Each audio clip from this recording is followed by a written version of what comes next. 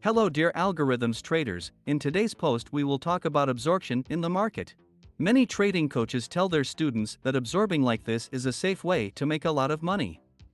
Today we will see if that is really the case. In addition, we talk about the meaning and background of these absorptions, how and why they occur and whether one can derive an advantage from recognizing them. All in all, it will be exciting and very interesting again. First of all, we need to know that a market sell or market buy order represents volume in the market. Since the market order runs into the limit order, this is the demand in the market. On the other hand, the limit buy orders represent the so-called liquidity in the market. Liquidity represents the supply that is made available in a specific quantity at a fixed price level. Liquidity does not move markets, but is at best only able to stop market orders. Because of this, absorption can occur on the limit side. The current offer of all market participants can be viewed at any time via the limit orders. However, no big player wants to be looked at their cards in terms of offers. For this reason, there are the so-called iceberg orders, with which the big players are able to disguise their offer on the liquidity side.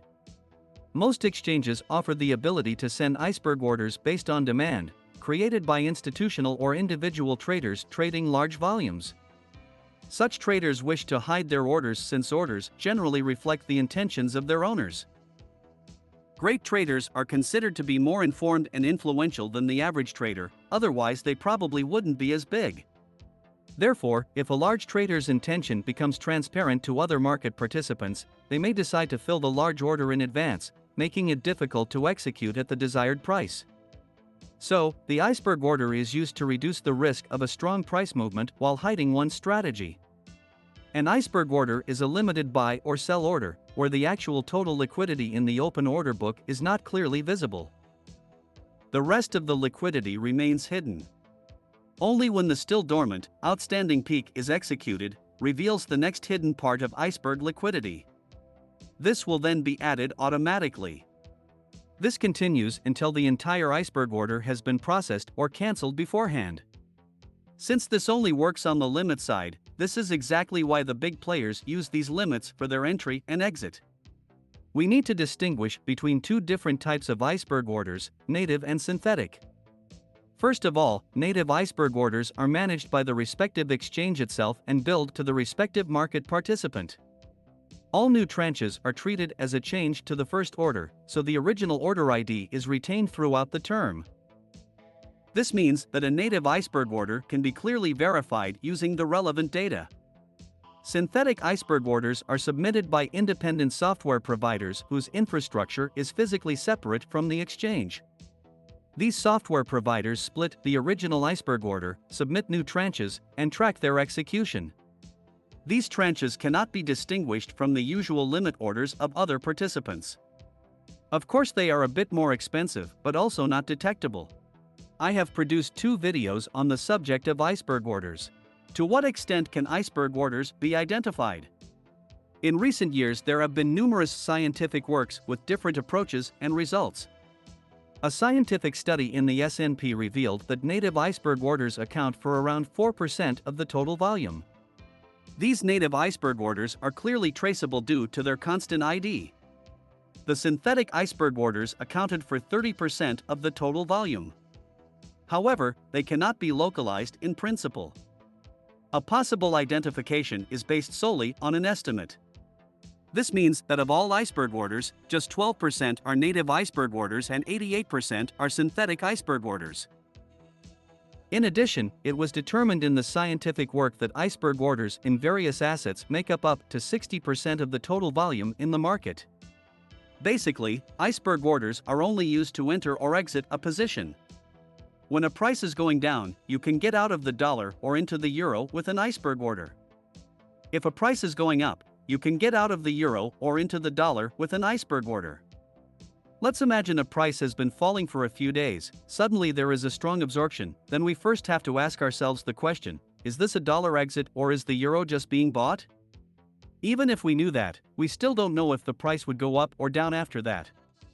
We also don't know how far the price will go up or down. If a big player exits the dollar on a strong absorption but still holds dollar positions, it could initially push the price up to draw out the short traders while also building new long traders who would later help it further down the price to press. This gets him out of his remaining dollar position. If a big player exits the dollar on a strong absorption but still holds dollar positions, it could also immediately push the price lower if enough long traders enter the market. These help him to push the price down faster. Likewise, the price could also move in an equilibrium if the big player with the last strong absorption has sold all its dollar positions. Now new positions have to be built up again in the market. If the big player has bought the euro in the strong absorption, the price can run up to attract more long traders. The price is then pushed down sharply with the help of these stops so that the big player can buy the euro at a lower price level.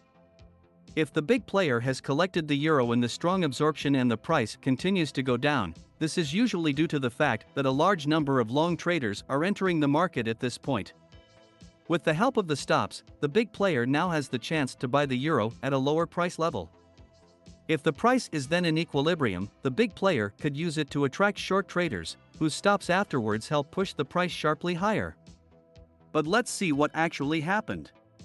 After the heavy absorption, more long traders entered the market and can be seen from the candlestick, they were stopped out and helped push the price further down. There was no strong absorption at the low, and yet the price slowly ran higher. Likewise, there was no strong absorption on the high, after which the course continued to fall. In principle, we are only at the blue arrow. We see that the price went down another 6 days after that. During these 6 days, the limit buy side kept absorbing more strongly, and interestingly, 2/3 of the time the price went further down after that. This means absorption is not a guarantee of opposite movement. So what does the identification of a strong absorption give us? In principle, nothing at all, because most traders don't even know what the big player is up to next, so there are countless possibilities. Of course, we can identify a native iceberg order with the appropriate software, but only after it has been completed. But it doesn't help us because we don't know what the big player is up to. Synthetic iceberg orders cannot be identified and are purely based on an estimate. We already know that in some assets the rate of iceberg orders is 50 to 60% of the total volume. 23 million lots are traded daily in Eurist, 14 million lots in the form of iceberg orders. And now, according to science, we calculate out the strong absorptions, leaving 13 million lots for the remaining iceberg orders. Now comes the crucial question: why don't we notice the absorptions of these 13 million lots?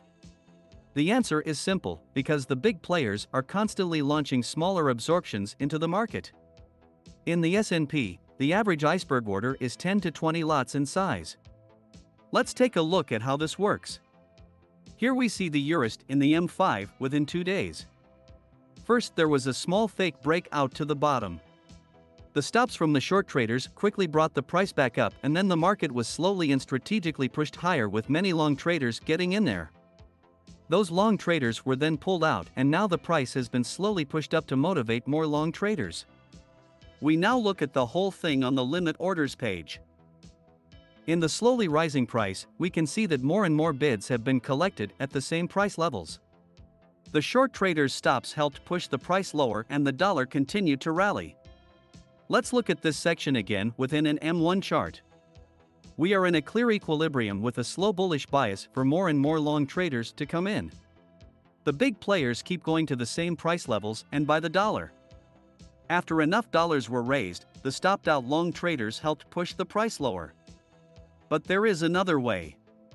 The price is in equilibrium and suddenly there is a breakout to the upside. Many long traders now enter here. Suddenly there was a strong absorption of 2,400 solder. This caused some to exit their long positions and many went short. There was a strong upward push, the price continued to rise and the big player got out of the euro. Now some will say, wait a minute, if the euro was bought with a 2,400 lot market buy order, then there must be an opponent who bought the dollar at the same time with a limit sell order. Interestingly, the euro was sold here. It is a currency exchange between euros and dollars. The customer bank that carried out the currency exchange exited the euro with limit sell orders and the partner bank entered the euro at the same time with market buy orders. The massive absorption in this constellation brought strong sellers into the market, helped push the price up and knocked the big players out of their positions. By the way, this currency exchange had a turnover of $24 billion. That's half of the S&P's daily turnover.